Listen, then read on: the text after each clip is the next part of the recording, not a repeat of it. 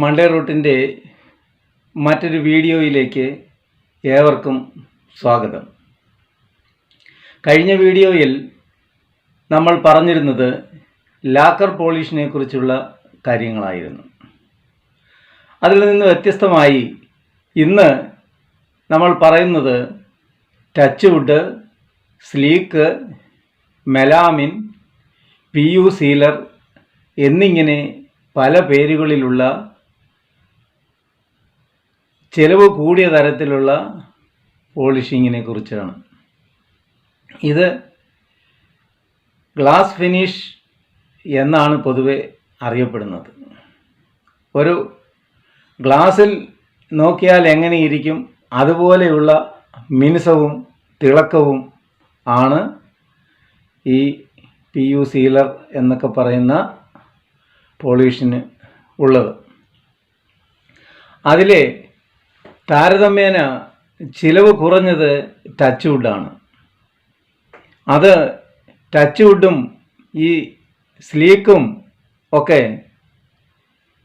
സാധാരണ നമ്മൾ enamel paint എങ്ങനെയാണോ ചെയ്യുന്നത് അതുപോലെ ഉള്ള കാര്യങ്ങൾ മാത്രമേ ഉള്ളൂ.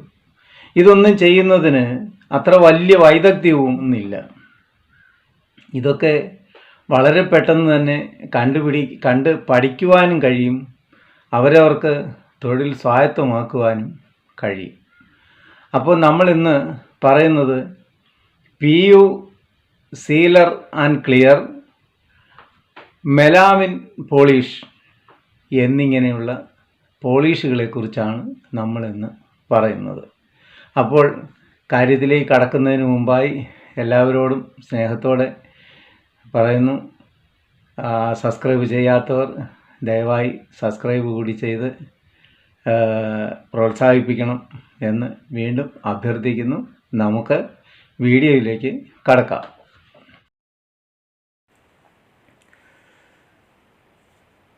ടച്ച് വുഡും സ്ലീക്കും പെയിൻറ് ചെയ്യുന്നത് പോലെ ബ്രഷ് ഉപയോഗിച്ച് അപ്ലൈ ചെയ്യുകയാണ് ചെയ്യാറുള്ളത്. സ്പ്രേ ചെയ്യുവാനും കഴിയും. അപ്പോൾ NC തിന്നർ ചേർത്ത് 60-40 എന്ന്, അതായത് 60:40 അത് ഫസ്റ്റ് കോട്ടിനും 80:20 ഫൈനൽ കോട്ടിനും മിക്സ് ചെയ്ത് വേണം സ്പ്രേ ചെയ്യേണ്ടുന്നത്. ഈ അനുപാതത്തിൽ വേണം മിക്സ് ചെയ്യേണ്ടത്. ടച്ച് വുഡ് 3 തരം ഫിനിഷുകളാണ്. 1 ഗ്ലോസി, 2 സിൽക്ക് മാറ്റ്, 3 ഓക്ക് യെല്ലോ എന്നിങ്ങനെയാണ്. ആദ്യമായി ടച്ച് വുഡ് അപ്ലൈ ചെയ്യുന്നത് എങ്ങനെയെന്ന് പറയാം.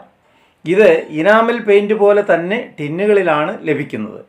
കൂടുതലായി പഴയ ഫർണിച്ചറുകളിലാണ് ഇത് ഉപയോഗിക്കാറുള്ളത്. പഴയ പോളിഷ് അതിൽ മങ്ങിയ രീതിയിൽ ഉണ്ടാകാം. അവയെല്ലാം 120 ഗ്രേഡിലുള്ള സാൻഡ് പേപ്പറോ 200 ഗ്രേഡിലുള്ള എമരി ക്ലോത്തോ ഉപയോഗിച്ച് ഉരച്ച് മിനുസപ്പെടുത്തണം. ഫർണിച്ചറിൻ്റെ അവസ്ഥ കാണുമ്പോൾ ഏത് ഗ്രേഡിലെ അബ്രസീവ് പേപ്പർ ഉപയോഗിക്കണമെന്ന് തീരുമാനിക്കുവാൻ കഴിയുമല്ലോ. ചെറിയ കേടുകളോ കുഴികളോ പൊട്ടലുകളോ ഒക്കെ ഉണ്ടെങ്കിൽ അതിലെല്ലാം പുട്ടി തേച്ച് നിരപ്പാക്കണം. തടിയുടെ നിറത്തിലുള്ള പുട്ടി നമുക്ക് ഉണ്ടാക്കുവാൻ കഴിയും.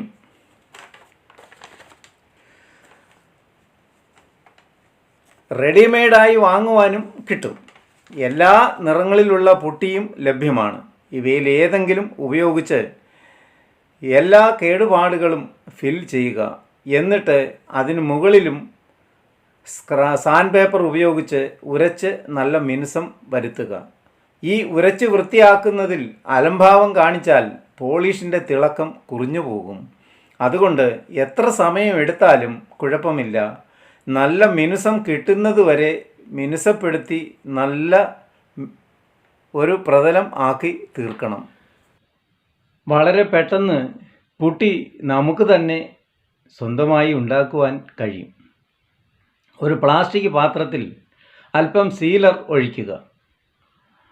അതിലേക്ക് കുറച്ച് A1 തിന്നർ കൂടി ചേർത്ത് ഒരു കോൽ ഉപയോഗിച്ച് കലക്കുക. നന്നായി കലക്കിയ ശേഷം അതിലേക്ക് അല്പം റെഡ് പൗഡർ ചേർക്കണം. ഈ റെഡ് പൗഡറിന് ബേൺ സീന എന്നാണ് പറയുന്നത്. അല്പം ബ്രൗൺ പൗഡർ, ആവശ്യത്തിന് ടീക്ക് പൗഡർ എന്നിവ ചേർത്ത് നല്ലപോലെ കലക്കുക. ഇപ്പോൾ ഒരു ലായനി രൂപത്തിലായിരിക്കും. അതിനെ അല്പം കട്ടിയാക്കി പേസ്റ്റ് രൂപത്തിലാക്കുന്നതിന് ചോക്ക് പൗഡർ ചേർത്ത് ഇളക്കുക. പെട്ടെന്ന് തന്നെ കുഴമ്പ് രൂപത്തിലുള്ള പുട്ടി ആയിരിക്കും. ഇത് പെട്ടെന്ന് കട്ടിയായി പോകും. ഇത് തേക്ക് തടിയുടെ നിറത്തിന് വേണ്ടിയിട്ടുള്ളതാണ് ഞാനിപ്പോൾ ഈ പറഞ്ഞത്. മറ്റു തടികൾക്ക് അവയുടെ നിറത്തിലുള്ള പൗഡറുകൾ ലഭ്യമാണ്. കുഴികളിലും കേടുപാടുകളിലും പുട്ടി ബ്ലേഡ് ഉപയോഗിച്ച് ഫിൽ ചെയ്യുക. മുകൾ പരപ്പിൽ നല്ലപോലെ വടിച്ച് ലെവൽ ചെയ്താൽ മിനുക്കുന്നതിന് കുറച്ച് ഈസി ആയിരിക്കും.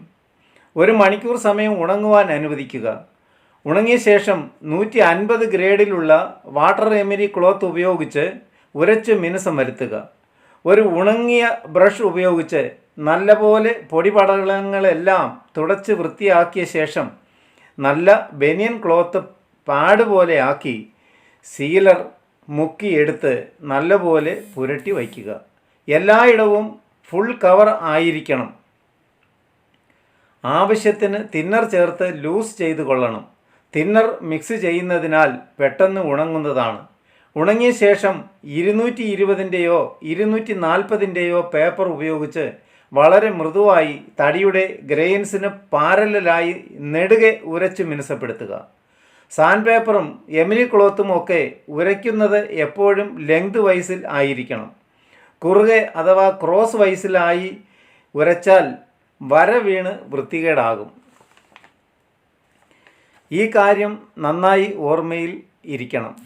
അവസാനമായി ഫൈനൽ കോട്ട് ചെയ്യുന്നതിന് നല്ല ടച്ച് വുഡ് ബ്രഷ് തന്നെ കരുതണം. അതായത് ടച്ച് വുഡ് ബ്രഷ്, അത് പ്രത്യേകം വാങ്ങുവാൻ കിട്ടും. ബ്രഷിൻ്റെ നാരുകൾ ഇളകി വീഴരുത്. വുഡ് ക്ലിയർ ഭംഗിയായി ബ്രഷ് ചെയ്യുക. സ്പ്രേ ചെയ്യുകയും ആവാം.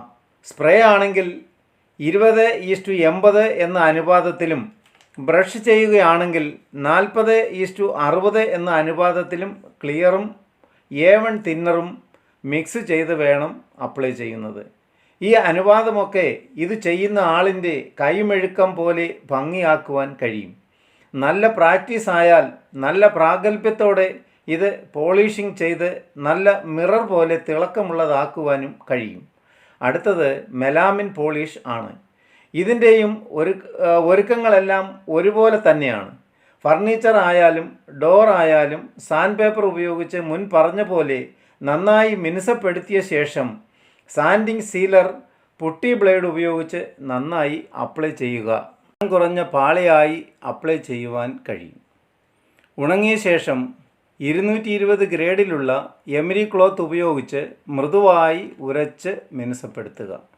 തൃപ്തികരമായാൽ നല്ലപോലെ തുടച്ച് പൊടികളെല്ലാം നീക്കിയ ശേഷം 4 ഇഞ്ചിൻ്റെ മുന്തിയതരം റോളർ ബ്രഷ് ഉപയോഗിച്ച് അപ്ലൈ ചെയ്യുവാനും കഴിയും. ഇനി മെലാമിൻ സീലർ ക്ലിയറിൽ ഹാർഡനർ 1:200 ml എന്ന അനുപാതത്തിൽ ചേർത്ത് ഡൈല്യൂട്ട് ചെയ്ത് നിറം ചേർക്കണമെങ്കിൽ walnut, teak wood, oak yellow എന്നീ സ്ട്രെയിനറുകൾ അല്പാൽപ്പം ചേർത്ത് നമുക്ക് ആവശ്യമായ നിറത്തിൽ ആവശ്യമായ തിന്നർ, അതായത് SP 58 കൂടി ചേർത്ത് നല്ലപോലെ മിക്സ് ചെയ്ത് അപ്ലൈ ചെയ്യാം. ബ്രഷ് കടന്നു ചെല്ലാത്ത ഇടുങ്ങിയ ഭാഗങ്ങളിലേക്ക് ചെറിയ ബ്രഷുകളോ കോട്ടൺ സ്റ്റിക്ക് പാഡുകളോ ഉപയോഗിച്ചും അപ്ലൈ ചെയ്യുക. നല്ല ഫിനിഷിങ്ങും തിളക്കവും ലഭിക്കും വരെ 1-2 കോട്ട് അപ്ലൈ ചെയ്ത് ഉണങ്ങുവാൻ ആവശ്യമായ സമയം കൂടി അനുവദിച്ചാൽ മെലാമിൻ പോളിഷ് വർക്ക് കഴിഞ്ഞു. സ്പ്രേ ചെയ്യുകയാണെങ്കിൽ അല്പം കൂടി SP 58 എന്ന തിന്നർ ചേർത്ത് വേണം സ്പ്രേ ചെയ്യേണ്ടത്. അടുത്തത് MRF PU പോളിഷ് ആണ്.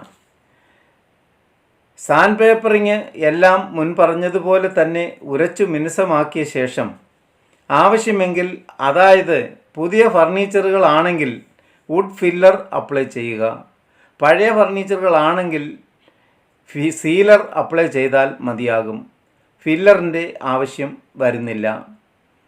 സ്ക്രാച്ചുകളോ മറ്റ് കേടുകളോ കുഴികളോ മറ്റോ ഉണ്ടെങ്കിൽ പുട്ടി അപ്ലൈ ചെയ്ത് നിരപ്പാക്കണം. പുട്ടി ഉണ്ടാക്കുന്നത് അല്പം മുമ്പ് പറഞ്ഞുവല്ലോ. പുട്ടിയും ഉണങ്ങിയ ശേഷം 320 ഗ്രേഡിലും എമരി ക്ലോത്ത് ഉപയോഗിച്ച് അല്പം മൃദുവായി ഉരച്ച് മിനുസമാക്കുക.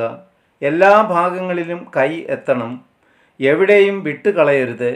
എന്നിട്ട് ഭംഗിയായി തുടച്ച് വൃത്തിയാക്കിയ ശേഷം MRF PU സീലർ ക്ലിയർ 1 ലിറ്ററിന് 200 ml ഹാർഡനർ, അതുപോലെ PU തിന്നർ 200 ml ഇവ കൂട്ടിച്ചേർത്ത് നന്നായി മിക്സ് ചെയ്യുക.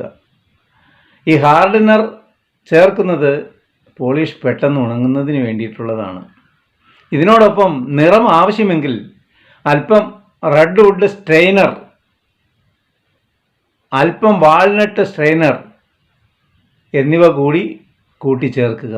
കൂടുതൽ എടുത്ത് ഒഴിച്ച് കളയരുത്, കറുത്തു പോകും. നന്നായി മിക്സ് ചെയ്ത് സ്പ്രേ ഗണ്ണിൽ അരിച്ചൊഴിച്ച് സ്പ്രേ ചെയ്യുക. കംപ്രസറിൽ നിന്ന് ഓവറായി പ്രഷർ തുറക്കരുത്. ഒരു മിനിമം സ്പീഡിൽ വേണം സ്പ്രേ ചെയ്യേണ്ടത്. എല്ലായിടങ്ങളിലും പൂർണ്ണമായി കവർ ചെയ്യുകയും വേണം. നല്ല തിളക്കവും കിട്ടും. 6 മണിക്കൂർ സമയം ഉണങ്ങുവാനും അനുവദിക്കണം. ഇത് ബ്രഷ് ചെയ്യുവാനും കഴിയും. അപ്പോൾ ബ്രഷ് ചെയ്യുമ്പോൾ തിന്നർ ഇത്ര അധികമായി ചേർക്കേണ്ടതില്ല, അല്പം കുറച്ച് ചെയ്യാം. സാധാരണയായി പെയിൻറ് ചെയ്യുന്ന ആളുകൾക്ക് അതിൻ്റെ ബ്രഷ് നീങ്ങുന്നതിൻ്റെ പാകമൊക്കെ തിരിച്ചറിയാമല്ലോ. അപ്പോൾ പിന്നെ അതിനെക്കുറിച്ച് അധികം ചിന്തിച്ച് വിഷമിക്കേണ്ട കാര്യമില്ല. ഇത് നമ്മൾ നിരന്തരം ഇങ്ങനെ ചെയ്യുമ്പോൾ നമുക്ക് തീർച്ചയായും ഇതിനെക്കുറിച്ചുള്ള ഒരു പഠനം, അതിൽ എന്തൊക്കെ ചേർക്കണം, എത്ര അളവിൽ ചേർക്കണം, എങ്ങനെ ചേർത്താൽ ഏത് നിറം കിട്ടും എന്നൊക്കെ നമുക്ക് സ്വന്തമായി മനസ്സിലാക്കിയെടുക്കുവാൻ കഴിയും. ഇതിനൊന്നും ഒരു തിയറി ഇല്ല. ഈ കാര്യങ്ങൾ ഇത് ഇന്ന സാധനങ്ങൾ ചേർക്കാം എന്നുള്ളതല്ലാതെ ഇതിനൊരു പ്രത്യേകമായി ഒരു തിയറിക്കലായിട്ട് ഇത്ര ചേർക്ക്, ഇന്ന അളവ് ചേർക്ക്, അങ്ങനൊന്നും പറയാൻ പറ്റത്തില്ല. അതെല്ലാം ഇത് ചെയ്യുന്ന ആളുകളുടെ തന്മയത്വവും കഴിവും പ്രാഗൽഭ്യവുമാണ്. അതുകൊണ്ട് ഈ ജോലി പെട്ടെന്ന് തന്നെ പഠിക്കുകയും പെട്ടെന്ന് തന്നെ ആ ജോലി ചെയ്യുവാനും കഴിയും എന്നുള്ളതാണ്. ഇതിന് വലിയ ടെക്നോളജി ഒന്നും ആവശ്യമില്ല. ഇതിന് പോളിടെക്നിക്കിലും ITയിലും ഒന്നും പോയി ഈ പോളിഷിങ് പഠിക്കേണ്ട ആവശ്യവുമില്ല. ഇത് വളരെ പെട്ടെന്ന് സാമാന്യ ബുദ്ധിയുള്ള ഏതൊരാൾക്കും ഇത് കൈവരിക്കുവാൻ സാധിക്കുന്ന ഒരു കാര്യമാണ്. അപ്പോൾ ഏകദേശം ഒരു രൂപം നിങ്ങൾക്ക് എല്ലാവർക്കും കിട്ടിക്കാണുമെന്ന് ഞാൻ കരുതുന്നു. ഇനി അടുത്ത മറ്റൊരു വിഷയവുമായിട്ടാണ് വരുന്നത്. അപ്പോൾ അതിനു മുമ്പായി ഒരിക്കൽ കൂടി ചാനൽ സബ്സ്ക്രൈബ് ചെയ്യുന്ന കാര്യത്തെ ഓർമ്മപ്പെടുത്തുകയാണ്. ആരും മറക്കരുതേ. ഇനി അടുത്തൊരു വിഷയം എന്ന് പറയുന്നത് ഇപ്പോൾ തന്നെ പറയാം. അതായത് ടിമ്പർ സീസണിങ് എന്ന ഈ സീസണിങ്ങിനെ സംബന്ധിക്കുന്ന ഒരു കാര്യങ്ങളാണ് ഞാൻ അടുത്ത വീഡിയോയിൽ പറയുന്നത്. അതുമായി നിങ്ങളുടെ മുൻപിലേക്ക് എത്തും വരേക്കും എല്ലാവർക്കും നന്ദി, നമസ്കാരം.